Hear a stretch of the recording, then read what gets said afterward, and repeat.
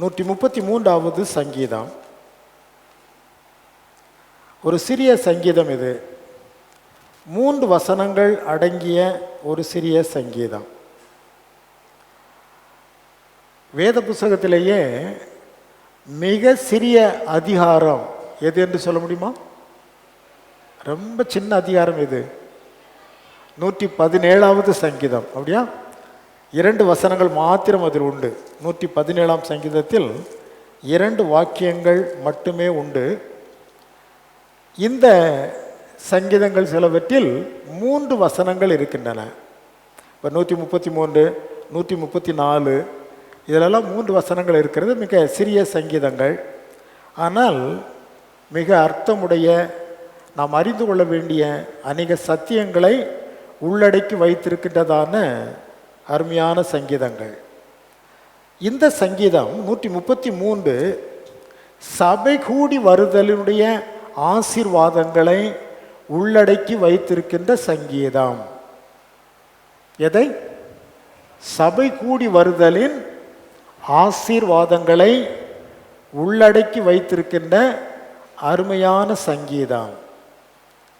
சபை கூடி வருதல் என்பது இறைவன் தம்முடைய பிள்ளைகளிடத்தில் விரும்புகின்ற மிக விசேஷமான ஒன்று. பார்த்து கொள்ளுங்கள். பழைய ஏற்பாட்டின் காலத்தில் அந்த எபிரேய மக்களை இஸ்ரவேல் தேசமாக சீனாய் மலையிலே உருவாக்குகின்றார். உருவாக்கினதிலிருந்து தொடர்ச்சியாக அவருடைய தேசிய வரலாற்றில் இந்த சபை கூடி வருதல் என்பதை அவர் மிகவும் அதிகமாய் முக்கியப்படுத்துகின்றார். 1ஆம் நாள் உங்களுக்கு சபை கூடி வரும் நன்னாள், 7ஆம் நாள் உங்களுக்கு சபை கூடி வரும் நன்னாள் என்று ஏராளமான வசனங்கள் இருக்கின்றது. அது மட்டுமல்ல, அநேகம் பண்டிகைகளை ஆண்டவர் தம்முடைய பிள்ளைகளிடத்தில் கொடுத்ததனுடைய நோக்கமே அந்த பண்டிகை நாட்களில் எல்லாம் அவர்கள் ஒன்றாக கூடி வந்து தம்முடைய சமூகத்தில் நிற்க வேண்டும் என்பதுதான். சபை கூடி வருதல், தேவ ஜனங்கள் ஒருமனப்பட்டு ஒன்று கூடி வருதல், அதற்குள்ளே தேவன் பெரிய ஆசீர்வாதங்களை அவர்களுக்கென்று வைத்திருந்தார். இன்றைக்கும் இந்த புதிய ஏற்பாட்டின் காலத்திலும் நாம் அவ்விதமாய் சபை கூடி வந்து கர்த்தரை ஆராதிக்க வேண்டும், அதனுடைய நன்மைகளை பெற்றுக்கொள்ள வேண்டும் என்று சொல்லி தேவன் நம்மிடத்தில் விருப்பம் கொண்டிருக்கின்றார்.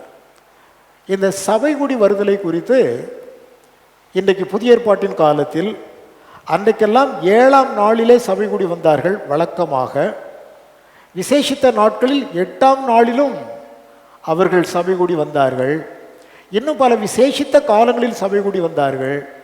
புதிய ஏற்பாட்டின் காலத்தில் நமக்கு ஞாயிற்றுக்கிழமை என்கிற வாரத்தின் 1வது நாள் சபை கூடி வருகின்ற நன்னாள். இது மிக விசேஷமானது என்பதினாலே வருஷத்தில் 52 நாட்கள் நாம் சபை கூடி வருகிறோம். அல்லேலூயா! எத்தனை நாள்? வருஷத்தில் 52 நாள், 52 வாரங்கள் கொண்டது ஒரு வருடம். ஆக அந்த 52 வாரங்களும் நாம் தேவ சமூகத்தில் வந்து வாரத்தின் 1வது நாளிலே நின்று அவருடைய ஆசீர்வாதங்களை சுதந்தரித்து போக வேண்டும் என்பதற்காகவே தேவன் இந்த நாளை அவர் ஆசீர்வதித்து நமக்கு தந்திருக்கின்றார். ஆகவேதான் எபிரேய ஆக்கியோன் சொல்லும்போது 10ஆம் அதிகாரம் 25வது வாக்கியத்தில், எபிரேயர் 10:25 சபை கூடி வருதலை சிலர் விட்டு விடுகிறது போல நீங்கள் என்ன செய்ய வேண்டாம், விட்டுவிட வேண்டாம் என்று அந்த நிருப ஆக்கியோன் மிக அருமையாக சொல்லுகின்றார். இதை குறித்து பழைய ஏற்பாட்டிலே இந்த நாளை குறித்து சொல்லும்போது 118வது சங்கீதத்தில் 118வது சங்கீதத்திலே 22, 23, 24 ஆகிய 3 வாக்கியங்களில் இன்றைக்கு நாம் சபை கூடி வருகிற இந்த நிகழ்வு குறித்து தான் தீர்க்கர் அன்றைக்கு உரைத்தார். 7ஆம் நாள் ஓய்வு என்பது, 7ஆம் நாள் சபை கூடி வருதல் என்பது யூதர்களுக்கு விதிக்கப்பட்ட நியாயப்பிரமாணம். அவர்கள் 7ஆம் நாளிலே வந்து கர்த்தரை ஆராதிக்க வேண்டும் என்று சொல்லி ஆண்டவராகிய தேவன் அன்றைக்கு நியமித்திருந்தார். புதிய ஏற்பாட்டின் காலத்தில் பழைய ஏற்பாட்டு பிரமாணங்கள், நியாயப்பிரமாணங்கள் நம்மை கட்டுப்படுத்தாது. நமக்கென்று தேவன் புதிய பிரமாணங்களை கொடுத்திருக்கின்றார். அதில் ஒன்றுதான் இந்த வாரத்தின் முதலாவது நாள் கர்த்தருடைய சபை கூடி வருதல் என்கிற ஒரு அனுசரிப்பு பார்த்து கொள்ளுங்கள். அதை குறித்து தீர்க்கர் இவ்விதமாய் சொல்லுகிறார். 118ஆம் சங்கீதத்திலே, வீடு கட்டுகிறவர்களால் ஆகாதென்று தள்ளின கல்லை மூலைக்கு தலைக்கல் ஆயிற்று. வீடு கட்டுகிறவர்களால் ஆகாதென்று தள்ளின கல்லே மூலைக்கு தலைக்கல் ஆயிற்று. வீடு கட்டுகிறவர்கள் யார்? யூதர்களை குறித்து சொல்லப்பட்டிருக்கிறது. ஆகாதென்று தள்ளின கல் யார்? ஜீவனுள்ள கல்லாகிய இயேசு கிறிஸ்துவை குறிக்கிறது. அவர் சபைக்கு மூலைக்கு தலைக்கல்லாக மாறினார். அப்போ இயேசு கிறிஸ்துனுடைய அந்த வருகை குறித்து, அவர் சபையை ஏற்படுத்துகிறது குறித்து அந்த இடத்துல பேசுகிறார். அது மாத்திரமல்ல, அது கர்த்தராலே ஆயிற்று.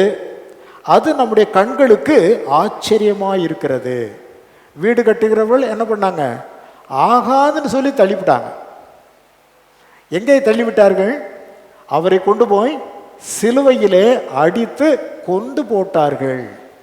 நீ எங்களுக்கு தேவையில்லை, நீ எங்களுக்கு அவசியம் இல்லை என்று இயேசு கிறிஸ்துவை கொண்டு போய், அந்த ஜீவனுள்ள கல்லாகி அவரை கொண்டு போய் சிலுவையிலே அடித்து கொண்டு போட்டார்கள்.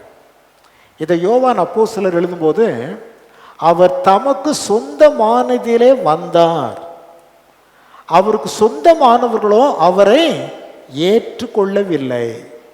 கர்த்தர் தமக்கு சொந்தமான இஸ்ரவேல் ஜனங்களிடத்திலே பிறந்து வந்தார், யூதர்கள் மத்தியிலே. ஆனால் அவங்களோ நீர் எங்களுக்கு தேவையில்லைன்னு சொல்லி கொண்டு போய் எங்கே போட்டாங்க? சிலுவையிலே அடித்து கொண்டு போட்டு விட்டார்கள். அவரைத்தான் ஆண்டவராகிய தேவன் மீண்டும் உயிரோடு எழுப்பி சபைக்கு மூலைக்கு தலைக்கல்லாக அவர் மாற்றினார். இது கர்த்தராலே ஆயிற்று. அது நம்முடைய கண்களுக்கு ஆச்சரியமாய் இருக்கிறது. இது கர்த்தர் உண்டு பண்ணின நாள், இதிலே களி கூர்ந்து மகிழ கடவோம். ஸோ கர்த்தர் உண்டு பண்ணின இந்த நாளில் நாம் களி கூர்ந்து மகிழ வேண்டும் என்பதற்காக ஆண்டவர் இந்த நாளை நமக்கு தந்திருக்கின்றார். ஆகையினால் வாரத்தின் முதலாம் நாளிலே நாம் சபை கூடி வந்து ஆசரிக்கிற இந்த ஆசரிப்பு விசேஷமானது. இன்றைக்கெல்லாம் நீங்கள் பார்த்தால் இஸ்லாம் கண்ட்ரிஸ் இருக்கிறது, முகமதியர்கள் இருக்கிறதான நாடுகள் இருக்கின்றன, ஏராளமான நாடுகள் இருக்கு. துபாய், சவுதி அரேபியா, குவைத், இன்னும் பலவிதமான அரப் கண்ட்ரிஸ், கத்தார், இப்படி ஏராளமான கண்ட்ரிஸ் அங்கே இருக்கு. அங்கே எல்லாம் ஞாயிற்றுக்கிழமை அவர்கள் ஆராதிக்க முடிகிறதில்லை. ஞாயிற்றுக்கிழமை அவங்க ஆராதிக்க மாட்டாங்க. அங்கே ஞாயிற்றுக்கிழமை விடுமுறை கிடையாது. அவர்களுக்கு வெள்ளிக்கிழமை தான் ஆராதனை நாள். வெள்ளிக்கிழமை தான் அவங்களுக்கெல்லாம் விடுமுறை. ஆகவே அங்கே இருக்கிற கிறிஸ்தவ மக்கள் ஞாயிற்றுக்கிழமையில ஆராதிக்க முடியறதில்லை. என்றைக்கு தான் ஆராதிக்கின்றார்கள்? வெள்ளிக்கிழமையில் தான் ஆராதிக்கின்றார்கள். ஏனென்றால் அன்றைக்கு அந்த நாள் தான் அவர்களுக்கு அங்கே வசதியாக கிடைத்திருக்கிறது, லீவ் கிடைத்திருக்கிறது. ஆனால் நம் போன்ற தேசங்களிலே இன்னமும் நாம் வேதத்திலே சொல்லப்பட்டிருக்கிறபடியே அந்த வாரத்தின் முதலாவது நாள் காலையிலே வந்து நம் ஆண்டவரை ஆராதிக்கும் கிருபை பெற்றிருக்கிறோம் என்று சொன்னால் நாம் பாக்கியமுள்ள மக்கள். அல்லேலூயா. இந்த நாள் ஒருவேளை நம்முடைய நாட்டில் கூட என்ன செய்யப்படலாம்? மாற்றப்படலாம். ஒரு விசை கிறிஸ்மஸையே மாற்றிவிட வேண்டும் என்று தீர்மானித்து கிறிஸ்மஸ் அன்னைக்கு ஒரு பெரிய கூட்டங்களை எல்லாம் மத்திய அரசு செய்தது பார்த்து கொள்ளுங்கள். கேரளாவை சேர்ந்த ஒரு ஜட்ஜி தான், நான் இன்றைக்கு கூட்டத்தில் கலந்து கொள்ள மாட்டேன், கிறிஸ்மஸ் காலகாலமாக நாங்களை ஆராதிக்கின்ற நாள், இதில் நீ மீட்டிங் வச்சிருக்கிறது ஏதோ ஒரு நோக்கத்தோடு வைத்திருக்கிறாய், கலந்து கொள்ள மாட்டேன் என்று ஒரு ஜட்ஜ், ஒரு நீதி அரசர் தைரியமாய் குரல் கொடுத்தார். வரும் காலங்களில் நம்முடைய நாட்டில் கூட ஞாயிற்றுக்கிழமை நம்மளை ஆராதிக்க விடுவாங்களா என்னவென்று நமக்கு தெரியாது. ஆனால் இன்றைக்கு இந்த நாட்களில் நாம் ஸ்லாக்கியத்தை பெற்றிருக்கிறோம். அல்லேலூயா. ஆகவே தேவனாகிய கர்த்தர் உண்டு பண்ணின நாள், ஆண்டவராகிய தேவன் கர்த்தரை மரண உபாதிகளின் கட்டை அவிழ்த்து அவரை உயிரோடு கூட எழுப்பின திருநாள் இது. ஆண்டவர் உயிர்த்தெழுந்த நாள். இதைத்தான் வாரத்தின் முதலாவது நாள் என்று நாம் சொல்லுகின்றோம். வாரத்தின் முதலாவது நாள் விடிந்து வருகையில் என்று வேதம் சொல்லுகிறது பாருங்கள். ஆக ஆண்டவராகிய தேவனுடைய உயிர்த்தெழுந்த இந்த நாளிலே நாம் சபை கூடி கர்த்தரை ஆராதிக்கும் கிருபையை இதுவரையிலும் கர்த்தர் நமக்கு கொடுத்து வந்திருக்கின்றார்.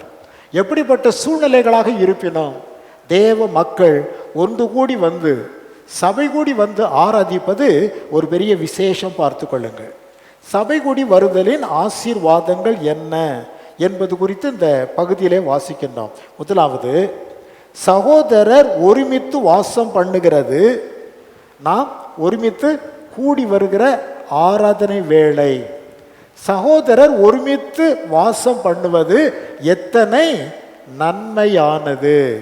அது எப்படிப்பட்டது? நன்மையானது. பார்த்து கொள்ளுங்கள். நாம் ஒருமித்து வாசம் பண்ணுவது நன்மையானது. இங்கே வருகின்ற பொழுது நம்முடைய மனபேதங்களை எல்லாம் மறந்து கர்த்தருடைய சமூகத்திலே நாம் ஒருமனப்பட்டு நிற்க வேண்டும் என்பதற்காக தேவன் இந்த நாளை நமக்கு ஏற்படுத்தி இருக்கின்றார். ஆதி விசுவாசிகள் தேவ சமூகத்தில் வருகின்ற பொழுது அவர்கள் ஒருமனப்பட்டவர்களாக கூடி கர்த்தரை ஆராதித்த காரணத்தினால் அவர்கள் இருந்த இடம் அதிர்ந்தது. அங்கே பெரிய பெரிய காரியங்களை கர்த்தராகிய தேவன் நடப்பித்தார் என்றெல்லாம் வேதத்தில் பார்க்க முடிகிறது. பார்த்து கொள்ளுங்கள்.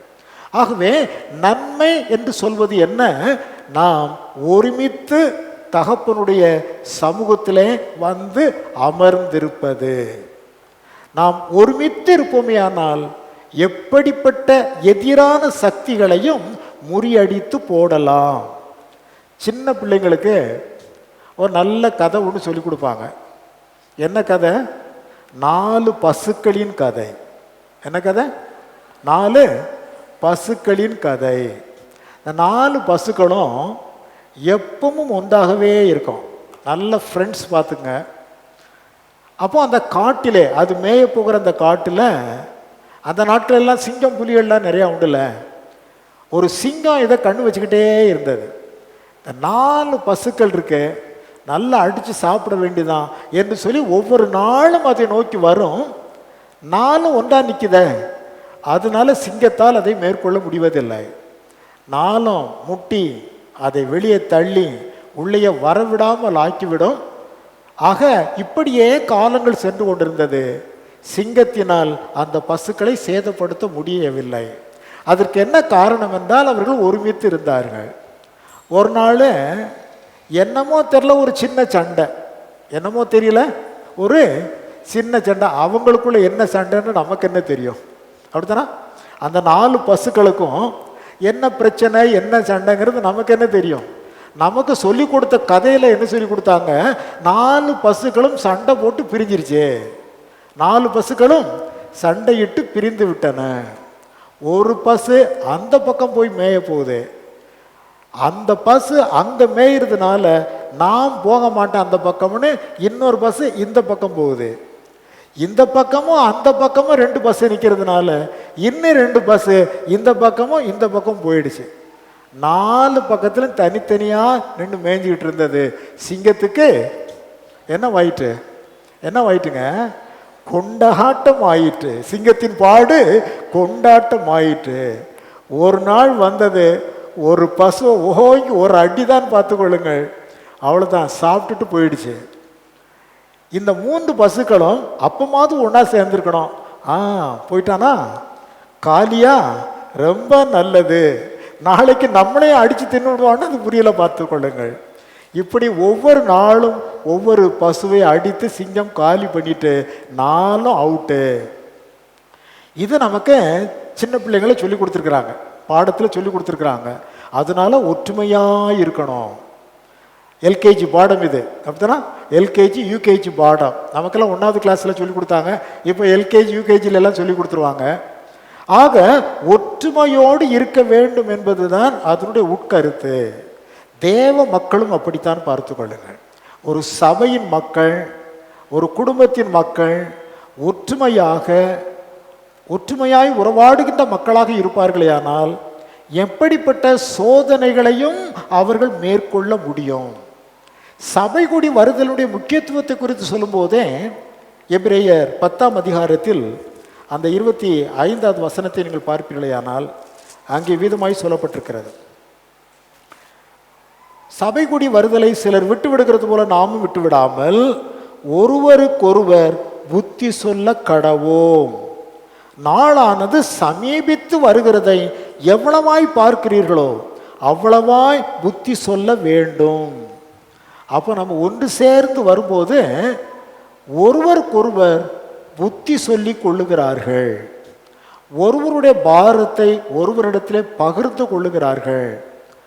ஒருவருடைய கஷ்டத்தை, ஒருவருடைய துன்பத்தை மற்றவர்களோடு பகிர்ந்து கொள்ளுகின்ற கிருபை உண்டாகிறது, பார்த்து கொள்ளுங்கள். ஆகவேதான் அந்த சபை கூடி வருதல் என்பது அத்தனை விசேஷம்.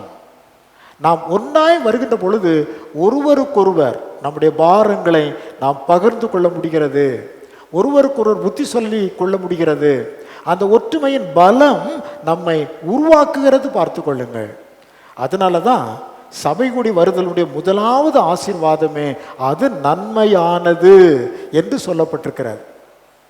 ஒரு அப்பா இந்த பிள்ளைகளுக்கு, தன்னுடைய பிள்ளைகளுக்கு ஒற்றுமையின் அந்த வலிமையை உணர்த்த வேண்டும் என்பதற்காக நீங்கள் போய் காட்டில் போய் கொஞ்சம் விறகு குச்சிகளெல்லாம் எடுத்து முடிந்து கொண்டு வாருங்கள் என்று அப்பா சொன்னார். உடனே இவங்க போனாங்க, கொஞ்சம் சுள்ளிகளெல்லாம் பிறக்கினாங்க, ஒரு சிறிய கட்டாக கட்டினார்கள். அதை கட்டி அப்பாட்ட கொண்டாந்து கொடுத்தாங்க. நல்ல இவ்வளோ பெருசு, இவ்வளோ நீளத்தில் சுள்ளிகளாக கட்டி கொண்டு வந்து அப்பா முன்னால் வச்சாச்சு. உடனே அப்பா பிள்ளைகளை பார்த்து ஒவ்வொருவரையாக கூப்பிட்டு இதை எடுத்து ஒடிங்க அப்படின்னு சொன்னார். இதை எடுத்து நினைச்சிங்க ஒடிங்க. இவ்வளோ பெரிய கட்டு சுள்ளிகளாக இருக்கிறத ஒடிக்க முடியுமா? அதை ஒடிக்க முடியுமா? நிச்சயமாக முடியாது, அதை ஒடிக்கவே முடியாது. அதற்கு பின்பு ஒவ்வொரு குச்சியாக எடுத்து ஒடிக்க சொன்னார். சட்டி சட்டி சட்டி சட்டி நினைச்சிட்டாங்க, உடைத்து போட்டு விட்டார். உடனே அப்பா சொன்னார், இப்படி தாண்டா, நீங்கள் 4 பேரும் ஒன்றா இருந்தீங்கன்னா ஒருவன் உங்களை என்ன செய்ய முடியாது, அசைக்க முடியாது. நீங்கள் 4 பேரும் 4 பக்கம் பிரிஞ்சிட்டேன்னு வச்சுக்கோங்க, எதிராளி ஆனவன் கர்ஜிக்கிற சிங்கம் போல் வகை தேடி சுற்றி கொண்டிருக்கிறான். பட்டு பட்டு பட்டு பட்டுன்னு தட்டிட்டு போயிடுவான், பார்த்துங்க. ஆகவே ஒற்றுமை அதுவே தேவ மக்களுக்கு நன்மையானது. சொல்லுங்க பார்க்கலாம். ஒற்றுமை அதுவே தேவ மக்களுக்கு நன்மையானது. ஒற்றுமை அதுவே தேவ மக்களுக்கு நன்மையானது. ரைட். இரண்டாவது அங்கே சொல்லுகிறார், அது எத்தனை இன்பமுமானது. அது எத்தனை இன்பமுமானது என்று நாம் பார்க்கிறோம், பார்த்து கொள்ளுங்கள். ஒன்று கூடி வந்து கர்த்தரை ஆராதிக்கின்ற பொழுது அதில் இருக்கிற ஒரு மகிழ்ச்சி அலாதியானது. நம்ம தனியாக ஜெபம் பண்ணுறோம், தனியாக பாடல் பாடுறோம், தனியாக ஆராதிக்கின்றோம். அதில் தேவனோடு நமக்கு இருக்கிற உறவு அலாதியானது தான். அதே சமயத்தில் சபையாக நாம் ஒன்று கூடி வந்து அமர்ந்து கர்த்தரை உற்சாகமாய் பாடி ஆராதிக்கின்ற பொழுது அதிலே பிறக்கின்ற இன்பம் மிக மிக அலாதியானது என்பதை புரிந்து கொள்ள வேண்டும், பார்த்து கொள்ளுங்கள். ஆகவேதான் தாவீது தன்னுடைய ராஜ்யத்தில் 4000 பாடகர்களை அவர் ஏற்படுத்தி வைத்தார். எத்தனை பேர்? 4000 பாடகர்கள். அங்கே பார்த்தா அவர்களோடு ஜனங்களும் கூடிக்கொள்வார்கள். அவங்க அடித்து பாடுகின்ற பொழுது ஜனங்களும் கூடிக்கொள்வார்கள். அந்த நேரமே மிக இன்பமாக இருக்கும், பார்த்து கொள்ளுங்கள். நான் வட இந்திய பகுதிகளுக்கு செல்லுகின்ற பொழுது அங்கே அந்த ஹிந்து டெம்பிள்ஸில் பஜனைகள் நடத்துவார்கள். அந்த பஜனைகளை பார்ப்பதற்காகவே நான் அங்கே போவேன். அங்கே போனால் அவங்க அந்த என்ன கிஞ்சரா, இன்னும் டாம்புரின், அந்த மிருதங்கம், அப்புறம் ஒரு மாதிரி நீளம் அந்த கம்பியில் அப்படி அப்படியே அடிப்பாங்க. பலவிதமான வாத்திய கருவிகள் வச்சு உட்கார்ந்து அந்த பஜனை பாடல்கள் பாடுவாங்க. பார்த்துங்க, அது அத்தனை பரவசமாக இருக்கும். நாமெல்லாம் கொஞ்சம் வெஸ்டர்ன் ஸ்டைலில் மாறி போயிட்டோம். வெள்ளைக்காரங்க வந்து சொல்லி கொடுத்ததை வைத்து நம்முடைய சிங்கிங் ஸ்டைல்லாம் மாறி போச்சு.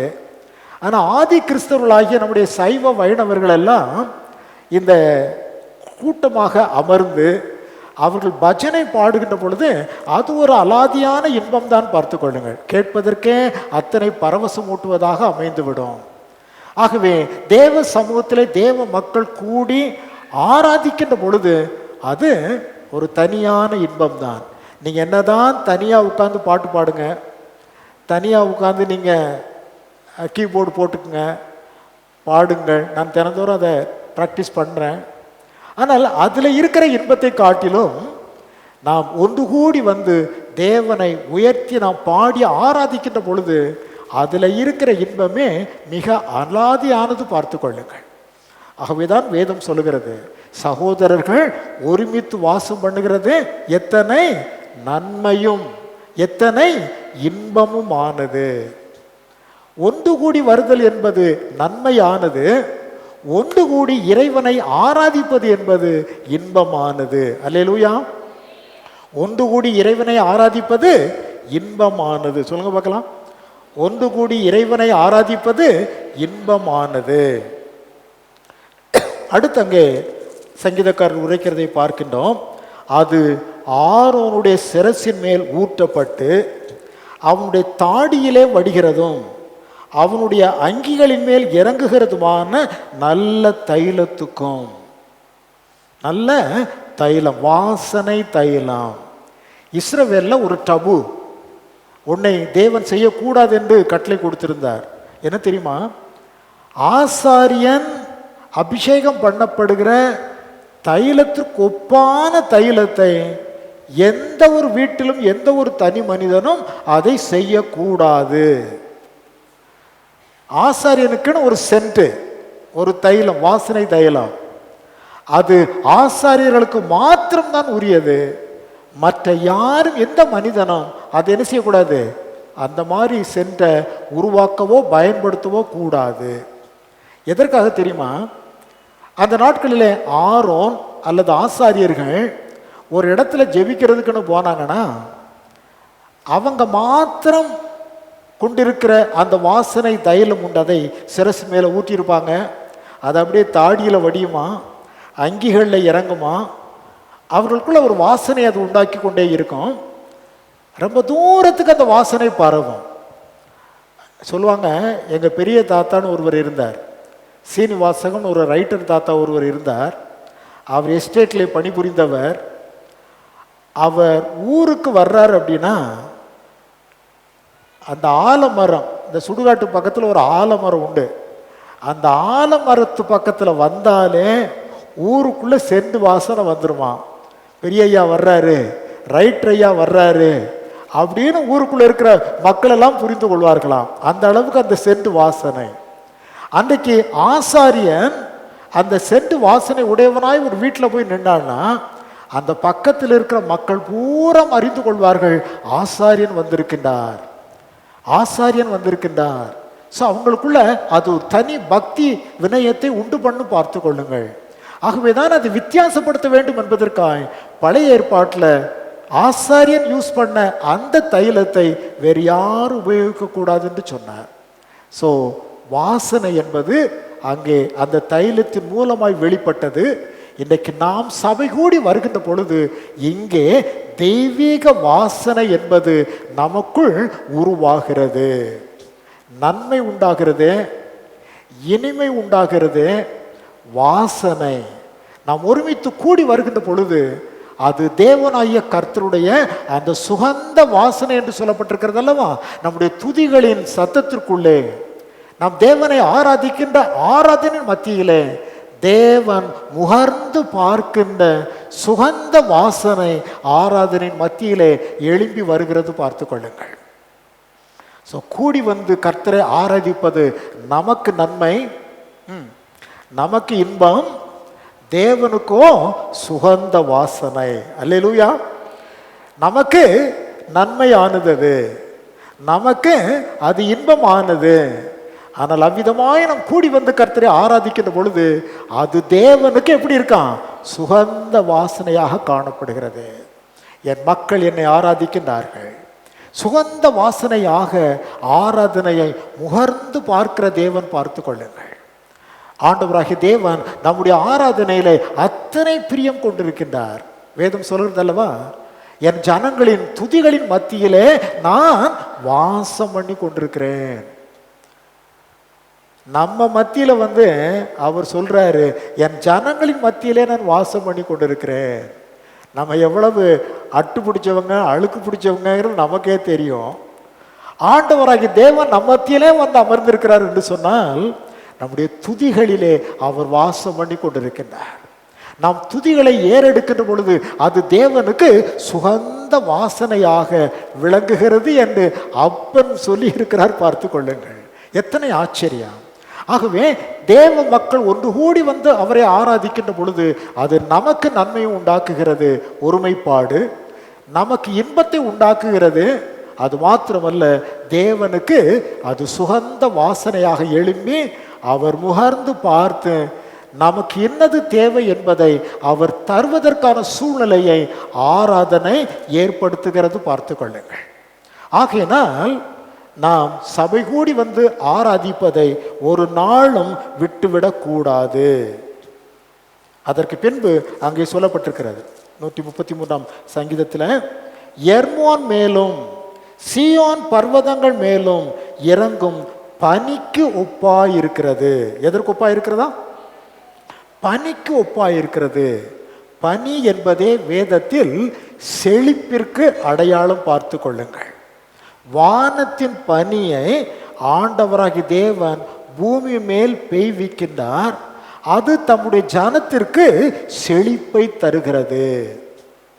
நன்மை உண்டு, இன்பம் உண்டு, தேவனுக்கு சுகந்த வாசனையும் உண்டு. அது மட்டுமல்ல, தேவன் நமக்கு ஆராதனின் வேளையிலே செழிப்பையும் கட்டளையிடுகிறார். இந்த செழிப்பு சரீர பிரகாரமான செழிப்பு அல்ல. சரீர பிரகாரமான செழிப்புனா துட்டு, அப்படித்தானா? சரீர பிரகாரமான செழிப்பு என்றால் என்னது? துட்டு. அந்த செழிப்பை குறித்து இங்க சொல்லல. இந்த வரிசையிலே ஆவிக்குரிய செழிப்பை குறித்து ஆண்டவராகிய தேவன் உரைக்கின்றார். நாம் ஒன்று கூடி வருகின்ற வேளையில் அந்த கூட்டு வழிபாட்டின் மத்தியிலே ஒருமைப்பாடு காணப்படுகிறது. இன்பம், ஆராதனை நம்மை பரவசப்படுத்துகிறது. தேவனுக்கு சுகந்த வாசனையாய் விளங்குகிறது. அதன் மூலமாக நம்முடைய ஆவியிலே நாம் பரவசம் அடைந்து செழிப்படைகின்றோம். பார்த்து கொள்ளுங்கள். ஒரு 2 வாரம் ஆராதனையை தவற விட்டு விடுவோமே ஆனால் நமக்கு எனத்தையும் பறி கொடுத்த மாதிரி இருக்கும். அனுபவித்தவர்களுக்கு தான் தெரியும். ஒரு 2 வாரங்கள் 3 வாரங்கள் ஆராதனை விட்டுட்டீங்கன்னா எதையோ நீங்கள் பறி கொடுத்தது போல இருக்கும். பார்த்து கொள்ளுங்கள். தொடர்ந்து ஆராதனையிலே கர்த்தரை ஆராதிக்கின்ற மக்கள் எப்பொழுதும் அவர்கள் புஷ்டியும் செழிப்புமாயிருப்பார்கள். ஆராதனை நம்முடைய ஆவிக்குரிய வாழ்க்கையிலே செழிப்பை கொண்டு வரும், புஷ்டியை கொண்டு வரும். ஆவிக்குரிய அந்த ஒரு விதமான பலனை அது உண்டு பண்ணும். பார்த்து கொள்ளுங்கள். ரைட்? ஆகவே தேவனை சபை கூடி ஆராதிப்பதை நாம் ஒரு நாளும் விட்டுவிடக்கூடாது என்பதை நீங்கள் புரிந்து கொள்ள வேண்டும். பார்த்து கொள்ளுங்கள். ஆவிக்குரிய செழிப்பு நம்ம ஒருவனப்பட்டு வருகின்ற பொழுது அங்கே ஆவிக்குரிய செழிப்பு, ஆவிக்குரிய மகிழ்ச்சி, ஆவிக்குரிய சந்தோஷம் உண்டாகி விடுகிறது. பார்த்து கொள்ளுங்கள். ஒரு பரலோகத்தில் நரகத்தில் எப்படிப்பட்ட காட்சி என்பதை குறித்து ஒரு பக்தன் இப்படி எழுதியிருக்கிறார். பரலோகத்தில் தேவ மக்கள் இருக்கிறாங்க, நரகத்தில் சாத்தானுடைய மக்கள் இருக்கிறாங்க. அங்கே சாப்பிட்றதுக்கு எல்லாருக்கும் கரண்டிகள் வைக்கப்பட்டிருக்கிறது. என்ன வைத்திருக்கிறாங்க? கரண்டிகள். ஆனால் கரண்டி எப்படி? நம்மகிட்ட இருக்கிற ஸ்பூன் எவ்வளோ நீளம் இருக்கும்? அதிகபட்சம் போனால் 1/2 அடி இருக்கும், அப்படி தானே? 1/2 அடி நீளத்தில் இவ்வளோ நீளத்தில் ஸ்பூன் இருக்கும். எடுத்து நம்ம இப்படி சாப்பிட்ருவோம். அங்கே வைத்திருந்த கரண்டிகள் எல்லாம் 1 மீட்டர் நீளம். எல்லா கரண்டியும் எவ்வளோ நீளம்? 1 மீட்டர் நீளம். இது நீளம்னு வச்சுங்களேன். இவ்வளவு நீளத்தில் தான் எல்லா கரண்டியும். இதை எப்படி எடுத்து சாப்பிட்றது? இப்படி எடுத்து சாப்பிட்றோன்னு கரண்டி எடுத்தா அவன் மேலே இடிக்குது. இந்த பக்கத்தில் எடுத்து இப்படி சாப்பிட்லான்னு நினச்சா அவன் மேலே இடிக்குது. ஸோ இந்த கரண்டி வச்சு எப்படி சாப்பிட்றது? ஒரு மனிதன் போய் பார்க்க போனான். அங்கே அமைதியாக சாப்பிட்டுட்டு இருக்கிறாங்க. பரலோகத்தில் எப்படி சாப்பிட்டுட்டு இருக்கிறாங்க? அந்த நீளமான கரண்டியை வச்சு அமைதியாக சாப்பிட்டுட்டு இருக்கிறாங்க. இவன் எப்படி ஒரு சத்தத்தையும் காணுமே, எப்படி சாப்பிட்றாங்க என்று போய் பார்த்தால், இவன் ஆகாரத்தை எடுத்தான். தனக்கு பண்ண முடியாதுல்ல, அதனால எதிரே இருக்கிறவனுக்கு கொடுத்தான். அவன் அதை புசித்தான்.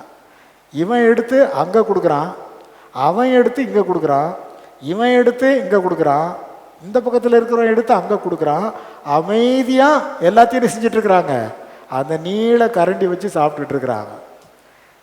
ஆனால் நரகத்தில் பயங்கரமான கலாட்டா பார்த்து கொள்ளுங்கள். சத்தம், அடி தட்டி அங்கே போட்டு ஒருவனுக்கு ஒருவனை அடித்து கொண்டு இருக்கிற சத்தம் கேட்கிறது. இவன் போய் பார்க்கணும் போகிறான். நரகத்தில் ஏன் இவ்வளோ சத்தம் கேட்குது? இங்கே அமைதியாக சாப்பிட்டுட்டு இருக்கிறாங்க, அங்கே ஏன் இவ்வளோ சத்தம் என்று பார்க்கலாம் என்று போனால், இவன் சாப்பாடை எடுத்து இப்படி கொண்டு போகிறான், அவன் மேலே இடிக்குது. ஏலா என் மேலே இடிச்ச அப்படிங்கிறான். அவன் எடுத்து கொண்டு வரான், இவன் மேலே இடிக்குது. என் மேலே இடிச்சன்னு ஒருவன் கரண்டியை வச்சு எரிசிறாங்க. வாழ்ச்சண்டை போட்டுக்கொண்டு குத்தி கொண்டு அடித்து கொண்டு வெறி பிடித்த மாறு எங்கே காணப்படுகிறது பார்த்து கொள்ளுங்கள்.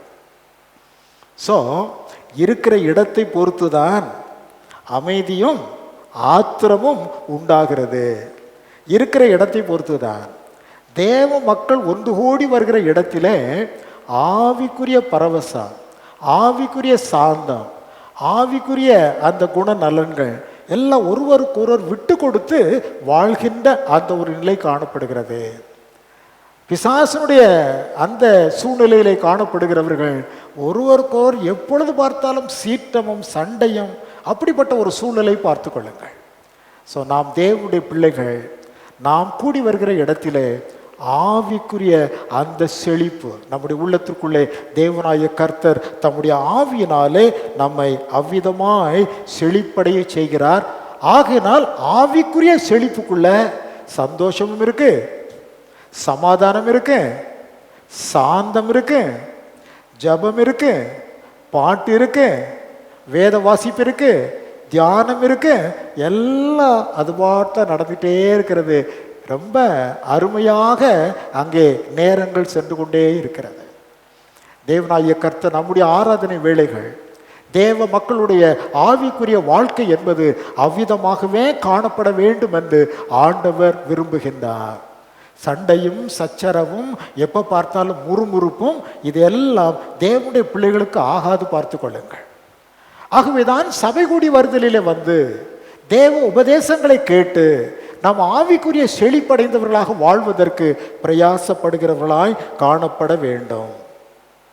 அடுத்தபடியாக அங்கே நான் வாசிக்கின்றோம். எத்தனாவதாக? 5வதாக, அங்கே கர்த்தர் என்னென்றைக்கும் ஆசீர்வாதத்தையும் ஜீவனையும் கட்டளையிடுகிறார். ஆசீர்வாதத்தை கட்டளையிடுகிறார். இந்த ஆசீர்வாதம் தான் துட்டு ஆசீர்வாதம். அந்த ஆசீர்வாதம் செழிப்பு ஆவிக்குரியது பார்த்து கொள்ளுங்கள். ஆவியிலும் செழிப்படைந்திருக்க வேண்டும், சரீரத்திலும் செழிப்படைந்திருக்க வேணும். உன் ஆத்துமா வாழ்கிறது போல நீ எல்லாவற்றிலும் என்ன செய்ய வேண்டும்? வாழ்ந்து சுகமாய் இருக்க வேண்டாம். ஆனால் அந்த ஆசீர்வாதங்கள் எல்லாம் தேவனிடத்திலே இருந்து பெற்றுக்கொண்டதாக விளங்க வேண்டும். ஆண்டவர் எப்படி கொடுப்பார்? நேரில் வந்து கொடுக்குறாரா? தூக்கத்தில் எழுப்பி நம்ம காசு கொடுக்குறாரா? பணம் கொடுக்குறாரா? இல்லை. நாம் நேர்த்தியாக தேவனுக்கு பிரியமாக நம்முடைய செயல்பாடுகளை எல்லாம் செய்கின்ற பொழுது அவர் அதிலே தமது ஆசீர்வாதத்தை நிலைக்க பண்ணுகின்றார். தேவன் தமது ஆசீர்வாதத்தை நிலைக்க பண்ணுகின்றார். தேவன் ஆசீர்வதிப்பாரே ஆனால் அங்கே சஞ்சலம் இராது, வியாகுலம் இராது, வேதனைகள் இருக்காது. தேவன் அவர் கொடுக்கும் ஆசீர்வாதத்தினாலே எந்த சூழ்நிலையிலும் நம்மை மகிழ்விக்க பண்ணுகிறவராகவே அவர் காணப்படுகிறார். ஒரு நாள் செய்தியில் ஒரு நாள் சொல்லியிருந்தேன், ஒரு சகோதரி அவருடைய கணவனார் மரிக்கின்ற நிலை, எந்த வியாதி என்றே கண்டுபிடிக்க முடியாத ஒரு சூழ்நிலை, டாக்டர்ஸால் கண்டுபிடிக்க முடியலை. அப்படிப்பட்ட ஒரு புதிய வியாதி பார்த்து கொள்ளுங்கள், மரித்து விடுவான் என்கிற நிலை. ஆனால் அவருடைய மனைவியாகிய அந்த சகோதரி மாத்திரம் எப்பொழுதும் கொஞ்சம் சமாதானத்தோடையே அவர்கள் திரிந்து கொண்டிருந்தார்கள். அவளுடைய முகத்தில் எந்த விதமான கலவரமோ மிகுந்த ஒரு குழப்பமோ வியாகுலமோ வருத்தமோ இல்லாதபடிக்கு அமைதியான சாந்த நிலையில் அவருடைய முகம் காணப்பட்டது. ஹாஸ்பிட்டலில் பார்த்தவங்கள ரொம்ப ஆச்சரியப்பட்டு போனார்கள். உங்களுடைய கணவர் இப்போயோ நாளையோன்னு இருக்குது, நீங்கள் இவ்வளவு அமைதியாக எல்லாவற்றையும் செய்து கொண்டு இருக்கிறீர்களே, இவ்வளவு சமாதானமாய் காணப்படுகிறீர்களே, அதற்கு என்ன காரணம்? அந்த அம்மா சொன்னாங்க, இது எனக்குள்ளே இருக்கின்ற ஒருவரை பற்றியது. எனக்குள்ளே ஒருவர் இருக்கிறார், அவருக்கு பெயர் இயேசு கிறிஸ்து, அவருக்கு பெயரே சமாதான பிரபு. ஆக சமாதான பிரபுவாகிய அவர் என் உள்ளத்தில் இருக்கிறதினால் எந்த சூழ்நிலையிலும் நான் சமாதானமாக விளங்கும்படி அவர் அனுகிரகிக்கிறார் என்று அந்த அம்மையார் குறிப்பிட்டார்கள். பார்த்து கொள்ளுங்கள். என்னை கேட்கிற தேவ ஜனமே, நம்முடைய வாழ்க்கையில் தேவனை சபைகூடி வந்து ஆராதித்து எப்பொழுதும் தனிமையான நிலைகளிலும் தேவனுக்கு ஆராதனை செய்து ஆண்டவரோடு நாம் உறவாடுகிற பிள்ளைகளாக அமர்ந்து விட்டோமே ஆனால் எந்த சூழ்நிலையிலும் நாம் சாந்தமுடையவர்களாக, சமாதானமுடையவர்களாக, இனிமையுடையவர்களாக நாம் காணப்படுவதற்கு ஆண்டவருடைய ஆவியானவர் நமக்கு உதவி செய்வார். கர்த்தருக்குள் நிலைத்திருங்கள் அப்படின்னு ஒரு தீம் கொடுத்துருக்குறாங்க. இதற்கான செய்தியை குறித்து நான் யோசித்த வேளையில் நான் இவ்விதமாய்த்தான் உணர்த்தப்பட்டேன். கர்த்தருக்குள் நிலைத்திருப்பவர்கள் எப்பொழுதும் சந்தோஷமாக இருப்பார்கள், எப்பொழுதும் சாந்தமாக இருப்பார்கள், எப்பொழுதும் தேவனோடு உறவாடி கொண்டிருப்பார்கள். அவங்க தான் கர்த்தருக்குள் நிலைத்திருக்கிறவர்கள். ஆக சபை கூடி வருகிற இந்த சமயங்களிலே நாம் இப்படிப்பட்டதான உபதேசங்களை கேட்டு அதை வாழ்க்கையிலே அபியாசப்படுத்துகின்ற பொழுது நம்முடைய வாழ்விலே சந்தோஷத்தையும் சமாதானத்தையும் இன்னும் தேவனோடு உறவாடுதலையும் சாந்தத்தையும் நாம் வகைப்படுத்தி கொள்வதற்கு இங்கே ஆண்டவராகிய தேவன் நமக்கு உதவி செய்கிறார். பார்த்து கொள்ளுங்கள். ஆகவே தேவன் நமக்கு ஆசீர்வாதத்தை கட்டளையிடுகிறார். அது தேவன் கொடுக்கிற ஆசீர்வாதமாக இருக்க வேண்டாம். தேவன் கொடுக்கிற ஆசீர்வாதத்திலே துன்பம் இருக்காது, சஞ்சலம் இருக்காது. நேர்த்தியாய் உழைத்து நேர்மையாக உழைத்து அதன் மூலம் கிடைக்கிற அந்த வருவாயிலே அத்தனை பெரிய மகிழ்ச்சியும் சந்தோஷமும் இருக்கிறது. நாம் வேலைக்கு செல்கிற வயலிலே வேலை செய்கிற மக்கள் தான் இங்கே அதிகம். பார்த்து கொள்ளுங்கள். நீங்கள் வயலில் போய் வேலை செய்யும்போது ஒழுங்காக வேலை செஞ்சு கொடுக்குற சம்பளத்துக்கு தகுந்த மாதிரி வேலை செஞ்சால் வீட்டுக்கு வரும்போது ரொம்ப சந்தோஷமாக வருவீங்க. இல்லைனா ஏமாற்றி விட்டோம், ஏமாற்றிட்டுங்கிற குற்ற உணர்வு உங்களுக்குள்ளே காணப்படும். நான் என் பிஞ்சையில் வந்து களை எடுக்க விட்டுருந்தேன், நெல் பிஞ்சைக்குள்ளே களை எடுக்க விட்டுருந்தேன். நீங்கள் வந்து பார்க்க முடியாது, இருந்தால் நான் சொல்வதை நம்பித்தான் ஆக வேணும்.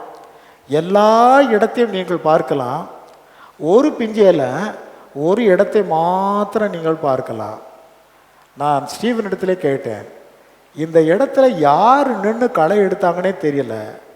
களை என்பது ஒரு களையை கூட பிடுங்கலை, அப்படியே நிற்கிறது. பார்த்துக்கலாம் சார், அதே மாதிரி அப்படியே இருக்கு. எப்படி இருந்ததோ களை பயிரை மோதி விட்டது, பார்த்துக்கலாம், மூடி விட்டது. ஏன்னா அதை எடுத்தவர்கள் எடுக்கவே இல்லை, சும்மா அப்படியே கையை காட்டிட்டு போயிட்டே இருந்திருக்கிறாங்க. இப்படித்தான் அநேக சமயத்தில் நம்முடைய பணிகள் இருக்கிறது. அது அரசு பணியாக இருந்தாலும் சரி, தனியார் இடத்துல பணி செய்தாலும் சரி, வயலிலே பணி செய்தாலும் சரி, மேலே ஒருவர் நம்ம என்ன செய்கிறார்? பார்த்து கொண்டே இருக்கிறார். அவர் பார்த்து கொண்டிருக்க நாம் நியாயமாக வேலை செய்து கூலி கையிலே வாங்கினால் மனதிற்குள்ள சந்தோஷம் உண்டாயிருக்கும். வேலையை ஒழுங்காக செய்யாமல் கூலியை மாத்திரம் வாங்கிட்டு போனோம்னா இருதயத்துக்குள்ளே சஞ்சலம் குடிகொண்டு விடும். ஆக தேவனாகிய கர்த்தர் இந்த இடத்துல நாம் கூடி வருகிற வேளையில் இவ்விதமான ஆலோசனைகளை புத்திமதிகளை கொடுத்து நம்மை நேர்வழிப்படுத்துவதற்கு அவர் முயற்சிக்கிறார், உதவி செய்கிறார். ஆசீர்வாதம். தேவனாகிய கர்த்தர் அங்கே ஆசீர்வாதத்தையும் ஜீவனையும் கட்டளையிடுகிறார். அந்த ஜீவன் என்பது தேவன் நமக்கு கொடுக்கிற ஆவிக்குரிய பலன் என்பதை புரிந்து கொள்ள வேணும். ஆவிக்குரிய பலன். ஜீவன் என்பதே பலன் தானே. ஜீவன் இல்லைனா, உலக பிரகாரமாக பேசுகிற பொழுது உயிர் இல்லைனா, உயிர் இல்லைன்னா அதுக்கு பேர் என்னது? அதுக்கு பேர் என்னதுங்க? எவ்வளோ பெரிய ஆளாக இருந்தாலும் சரி, உயிர் போயிடுச்சுன்னா பாடின்னு ஆகி போயிடும். என்ன ஆகிடும்?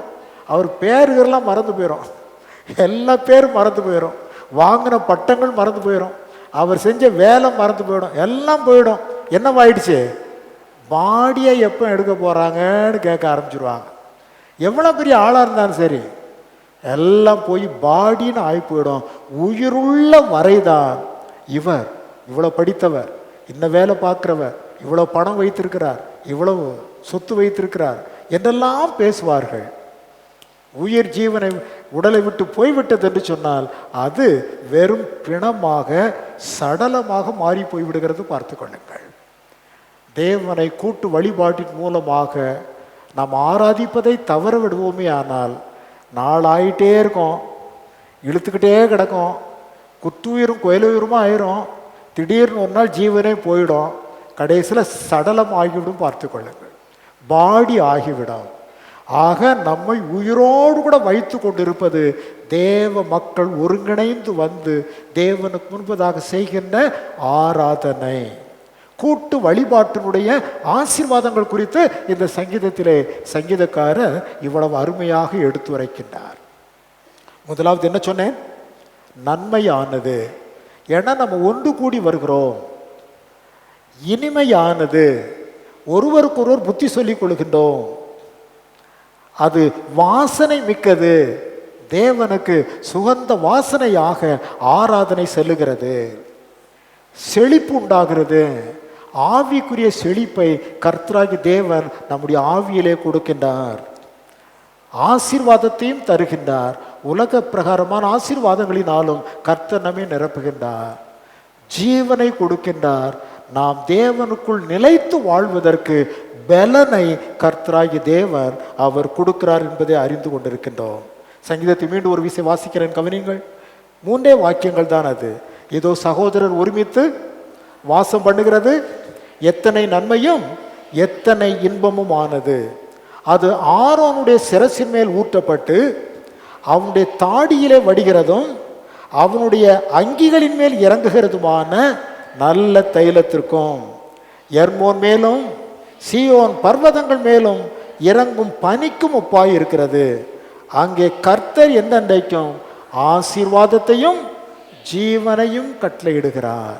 தேவ மக்களாகிய நாம் ஒன்று கூடி வருகிற இடத்திலே தேவன் தமது ஆசீர்வாதங்களையும் ஜீவனையும் பலனையும் அவர் கட்டளையிடுகிறார் என்பதை நாம் அறிந்து கொண்ட மக்களாக எப்பொழுதும் சபை கூடி வருதலை விட்டுவிடாமல் தொடர்ந்து தேவனை ஆராதித்து மகிமைப்படுத்தி அதன் மூலமாக தேவன் நமக்கு வைத்திருக்கின்ற அனைத்து ஆசீர்வாதங்களையும் சுதந்தரித்து வாழ்வதற்கு பிரயாசப்பட வேண்டும்.